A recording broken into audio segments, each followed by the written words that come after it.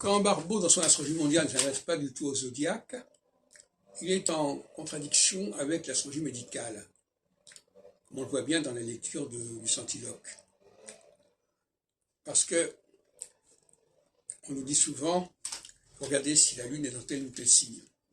Ce qui renvoie d'ailleurs à l'homme zodiaque, aux correspondances entre les signes zodiacaux et les parties du corps, qui est propre d'astrologie médicale. Et par conséquent, je donnerai des exemples par la suite, par écrit. Par conséquent, on est obligé de tenir compte du signe zodiacal, du terrain zodiacal où a lieu une conjonction, et même plus généralement une planète. Parce que pour moi, la conjonction, c'est déjà la rencontre de la planète et le signe zodiacal, et l'étoile qui correspond à. Donc ce n'est même pas la conjonction, c'est même pas l'étude de la conjonction dans un signe, c'est la présence d'une planète dans un signe qui est déjà en elle-même une conjonction. Si on prend le 0 degré du signe, par exemple,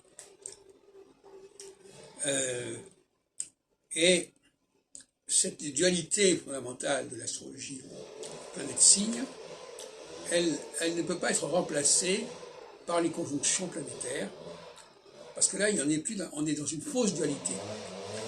La vraie dualité, c'est entre deux paramètres distincts, structurellement distincts par leur nature.